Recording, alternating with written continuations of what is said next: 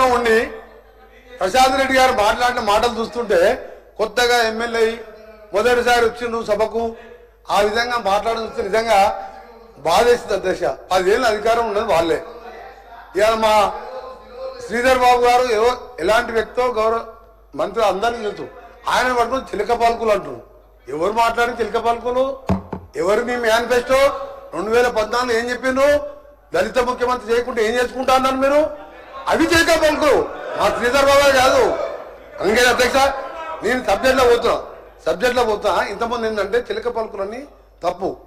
Concern minister గారిని ఆ విధంగా సంబోధించడం, ఆ చిలక పలుకు ఏదో చెప్పగలుగుతుంటే నేను గంట చెప్తాను. నేను ఒకటి సార్ 2 విషయాలు. ఒకటి మీరు కొద్దిగా సమయం ఇవ్వండి, ఎందుకంటే మా సభ్యులు నేను డిమాండ్స్ అంటే 5 నిమిషాలు 10 నిమిషాలు మాట్లాడతాను. ఏదో మొత్తం 10 ఏళ్ళ బ్రహ్మాండంగా అన్ని రోడ్లు వేసేసినాం అంటే ఇప్పుడు మాకు పనే ఉండబోతున్నాకు. ఇవాళ 6,600 కోట్ల రూపాయలతో ఇవాళ టెండర్లు పిలిచి సగం 15 నెలల్లోనూ ఇవాళ సగం వర్క్స్ డౌన్ అయినాయి, సగం అగ్రిమెంట్ స్టేజ్లో ఉన్నాయి. వాళ్ళు 10 ఏళ్ళలో చేసినది మేము ఒక 15 నెలలు చేసి చూపించినాం. అది శాంక్షన్స్ ఇచ్చినాం, రికార్డులో ఉన్నాయి, తెప్పించుకోమని చెప్పండి. రెండవది అధ్యక్ష, మా కాంగ్రెస్ పార్టీ జాతీయ పార్టీ. ఏదో అధికారం పొంగని ఒత్తిడిగా అధికారం ఉండడం మాట్లాడడం. మా జవహర్లాల్ నెహ్రూ అనేవారు ఆనకట్టలే ఆధునిక దేవాలయాలని. ఆ రోజు జవహర్లాల్ నెహ్రూ గారు నారాయణ సార్ ఫౌండేషన్కి వచ్చినప్పుడు చెప్పిన మాట. బాక్రా నగర్ నుంచి మొదలు పెడితే శ్రీశైలం కానివ్వండి, అటు సాగర్ కానివ్వండి, ఏ డ్యాములు కట్టినా ఏది వేసినా కాంగ్రెస్ ప్రభుత్వంలో ఒక ముందు సూచన విషయం. అలాగే ఆనకట్టలే కాదు, రోడ్లు కూడా దేవాలయం లాంటివి అని మా కాంగ్రెస్ పార్టీ నమ్ముతుంది. ఎందుకంటే ఈరోజు అంబులెన్స్ ఆగకుండా వెళ్ళే రహదారి ఉంటే ఒకరి ప్రాణం నిలబడుతుంది. ఒక మనిషి ప్రాణం పోతే డాక్టర్లు డబ్బు మందులు తీసుకురాలేవు. అలాగే ప్రయాణికులు మా దివంగత శీలా దీక్షిత్ గారు 3 సార్లు ముఖ్యమంత్రిగా ఢిల్లీలో ప్రయాణికులు ట్రాఫిక్ సిగ్నల్ లేకుండా చూడకుండా ప్రయాణించే ఫ్లైఓవర్ నిర్మిస్తామని శీలా దీక్షిత్ గారు ఒక సమావేశంలో చెప్పి మెట్రోని వరల్డ్ క్లాస్ మెట్రో ఢిల్లీలో కంప్లీట్ చేయించి సిగ్నల్ ఫ్రీ రోడ్స్ అన్ని కూడా చేసి ఢిల్లీలో మొదటి స్టార్ట్ చేశారు. మన ఇలా హైవేల మీద కానీ రోడ్ల మీద పెట్టినవాడు అధ్యక్ష, ₹1 పెడితే తిరిగి మనకు ₹3 వస్తుంది. ఎట్లొస్తుంది? ఆ గ్రామాలలో రోడ్లు ఉంటే పరిశ్రమలు రావడం, లోకల్గా ఎంప్లాయ్మెంట్ రావడం.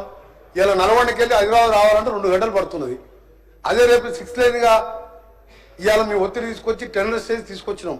వాళ్ళు అప్పుడెప్పుడు హైదరాబాద్ విజయవాడ 6 లేన్ గురించి మాట్లాడలే.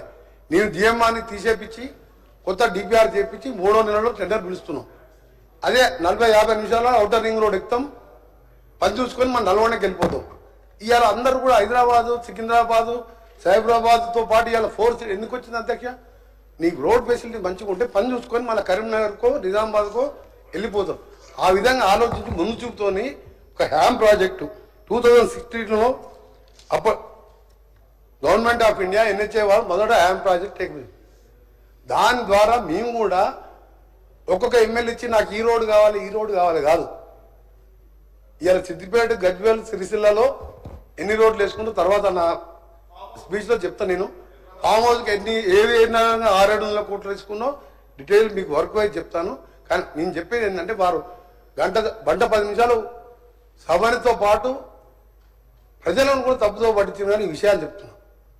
నల్గొండలో చేపట్టిన వర్క్స్ అన్ని కూడా TUFIDC municipal public health వాళ్ళు చేపట్టిన రోడ్లు అయ్యాయి. నేను నల్గొండ నిన్న వచ్చిన అధ్యక్ష, Nalgonda to Devarakonda Delhi double road వేసిన. నేను రోజు నిన్న కూడా ఆ ఏరియాకు వేసిన. దాన్ని నేను మొన్న ఒక నెల కింద దాన్ని డబుల్గా మార్చి రోడ్ వేయించినా, ఇంకా బిల్లు కూడా ఇవ్వలేము. అంటే వారు చెప్పిన ఒక్కటి ఎగ్జాంపుల్ చెప్పాలంటే అబద్ధాలని చెప్పకూడదు. కానీ కొత్తగా ఎమ్మెల్యే 5 ఏళ్ళు ఆరోగ్య మినిస్టర్ వ్యక్తి ఈ విధంగా మాట్లాడడం కూడా బాధ అనిపించింది నాకు. ఇవాళ 15 నెలలుగా RRR సంబంధించి ఒక విషయం చెప్పాలి అధ్యక్ష. అసలు వాళ్ళకి మాట్లాడే హక్కు లేదు RRR మీద, కానీ చెప్పవలసిన బాధ్యత నాకున్నది. RRR సంబంధించి వీళ్ళు చేసింది అధ్యక్ష, ఆ రోజు ఓన్లీ పేపర్ అడ్వైజ్ ఇచ్చి 3A వాళ్ళ టైంలో ఇచ్చిండు. 2017లో డిక్లేర్ చేసిండు. నేను ఇంతకుముందు చెప్పినా మళ్ళీ చెప్తున్నా, కావాలంటే ఢిల్లీ పోవాలా, లేక నుంచి ఇక్కడ ఉన్న నేషనల్ ఆఫీసర్ పిలిపామంటే పిలిపిస్తా. 161AA నెంబర్ ఇచ్చిందా లేదా? అప్పుడే ఇచ్చింది అధ్యక్ష. కానీ ఎందుకు అప్రూవల్ కాలే? ఎందుకు రాలంటే చెప్పాను. ఈ తర్వాత తెలుసుకున్నావు. నువ్వు 5 ఏళ్ళు R&B మినిస్టర్ నువ్వు. నేనై 15 నెలలు అయింది.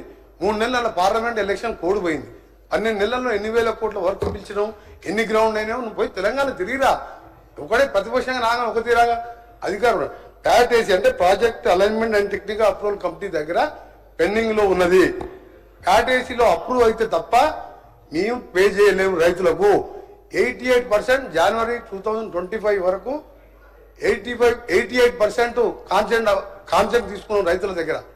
ఎప్పుడైతే ప్యాటేసీ ఈ అప్రూవల్ మన 11th రోజు గడ్కరీ గారు కలిసినప్పుడు వారు ఏం చెప్పారంటే తప్పకుండా ఈ 2 months లో క్యాబినెట్ లో అప్రూవ్ కావాలి, నేను చేపిస్తాను నేను అని చెప్పి వారు అందరు పార్లమెంట్ సభ్యులు ఉన్నారు. మా స్పెషల్ చీఫ్ సెక్రటరీ గారు ఆఫీసర్స్ ముందనే 2 hours రివ్యూలో చెప్పింది అని ఒకటి అడుగుతున్నా. 2017లో దీనికి కొత్త నెంబర్ ఇచ్చి రీజనల్ లింక్ రోడ్ అనౌన్స్ చేసినప్పుడు మీరు తర్వాత దాదాపు 6 ఏళ్ళు అధికారంలో ఉన్నారు కదా, ఎందుకు రీజనల్ లింక్ రోడ్ కూడా ఓన్లీ 3A వరకే మీరు అనౌన్స్ చేసి ల్యాండ్ ఎక్విజిషన్ కానీ ఒక్కసారి ఆ రోడ్డు గురించి కానీ ఎందుకు మాట్లాడలే? ఇవాళ 2000 కోట్లు లోన్ తీసుకుని అక్కడ ఉన్నాయి, 1500 కోట్లు బడ్జెట్లో మేము పెట్టాం.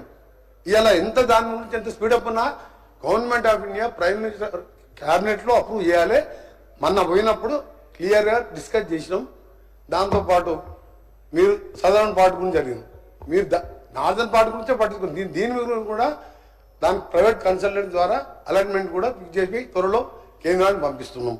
రెండవది అధ్యక్ష, గౌరవ సభ్యులు గారు చెప్పినట్టు స్టేట్లో సంబంధించిన మీరు వేసిన రోడ్లు వివరాలు తర్వాత చెప్తాను. కానీ మీరు ఒకటే, మీరు ఎప్పుడు కూడా హైదరాబాద్ విజయవాడ రోడ్డు కావాలని కానీ 6 లేన్గా ఇవి అలా కల్వకుర్తికెళ్ళి శ్రీశైలం వరకు ఎలివేటెడ్ కారిడార్ కోసం ప్రతిపాదన పంపించి దాన్ని గడ్కరీ గారు కూడా DPR ప్రిపేర్ చేయాలి. తప్పకుండా దాదాపు 7,000 కోట్ల ప్రాజెక్ట్ అది. ఏ విధంగా హైదరాబాద్ విజయవాడని DPR టెండర్ పిలిపించడం, GMR దాన్ని ఎప్పుడైతే ఆయన కోర్టుకు పోయిండో దానికి కోర్టులో పోయి ప్యాక్ చేయించి ఈరోజు ఆయన రిటర్న్ చేసి నేషనల్ హైవేని మేనేజ్ చేస్తూ 6 లేన్గా చేయబోతున్నాం. ఇవన్నీ కూడా చెప్పకున్నా పర్వాలేదు, ఎందుకంటే మా బాధ్యత కాబట్టి. మీరు అన్నట్టు మాది ఏదో టెంపరీగా మేము ఆలోచించే విధానం కాదు, పర్మనెంట్గా ఇంతమంది చెప్పిన రోడ్స్ ఎందుకు ఇంపార్టెంట్. ఇంకెప్పుడు గతంలో నేను ఎప్పుడు చెప్తున్నా అధ్యక్ష, గౌరవ కేంద్ర గడ్కరీ గారు కూడా పోయినప్పుడు మాట్లాడతాను. నేను డిస్కస్ చేసినప్పుడు చాలాసార్లు ఎంపీగా ఉన్నప్పుడు last 5 years America is great అని ఎందుకంటారు అధ్యక్ష? American roads is good. అమెరికాలో రోడ్స్ బాగున్నాయి కాబట్టి అమెరికా ఆ విధంగా డెవలప్ అయిందని చెప్పి ఇప్పుడు జాన్ ఎఫ్ కెనడీ గారు చెప్పిన మాట. రాజీవ్ గాంధీ గారు ప్రైమ్ మినిస్టర్గా ఉన్నప్పుడు కూడా రోడ్లు వేసినా డ్యామ్లు కట్టినా ఇది ప్రజల కోసం తప్ప కాంట్రాక్టర్ల కోసం కాదు. ఇక్కడ జరిగింది లాస్ట్ 10 ఏళ్లలో ఎన్ని లక్షల కోట్లు అప్పు చేసి ఎక్కడ వినేది. అందుకనే మేము ఎక్కువ పోకుండా మీరు చెప్పిన తప్పు కాబట్టి నేను 5 ఏళ్ళు మినిస్టర్గా ఉన్న గౌరవ సభ్యులు ఈ విధంగా డీటెయిల్గా నేను డిస్ట్రిక్ట్ వైజ్ నా స్పీచ్లో చెప్తాను. కానీ ఎప్పుడు కూడా అధికారం పోగానే మొత్తం 15 నెలలను మొత్తం ఏదో మేము ఏం చేయలే అంటే, అసలు భారతదేశంలో డ్యాములు వేసినా ORR కట్టినా మీ సభ్యులు గంటన్నర మాట్లాడి మీరు లేరు. ఆ దర్శనం ఎవరు బయటికి వెళ్ళింది, ఎందుకంటే మీరు గంటన్నర మాట్లాడండి. మినిస్టర్గా నాకు బాధ్యత ఉన్నది అధ్యక్ష. అయినా మీరు సీనియర్ సభ్యుని మొత్తం సీనియర్ సభ్యు ఒక సిద్దిపేట గజ్వేల్ సిరిసిల్ల మూడు కాన్సెంట్లో రోడ్లు వేసుకుంటూ అయిపోతే అధ్యక్ష. పక్కకున్న దుబ్బాకని మర్చిపోయినావు, వెనకమున్న హుస్నాబాద్ మర్చిపోయినావు, అక్కడ మంత్రి అడవులలో బ్రిడ్జిలు లేవు, పెద్దపల్లిలో బైపాస్ రోడ్ వేయాలని లేదు. మీ ముగ్గురు సల్లకుండా సరిపోద్దా? మేము అట్లా కాదు అధ్యక్ష.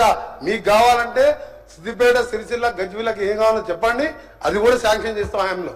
హ్యామ్లో టేకప్ చేసేది పార్టీలకు అతీతంగా తెలంగాణలో బెస్ట్ రోడ్ చేయబోతున్నాం. దానికి సంబంధించిన వివరాలు నా స్పీచ్లో చెప్తాను.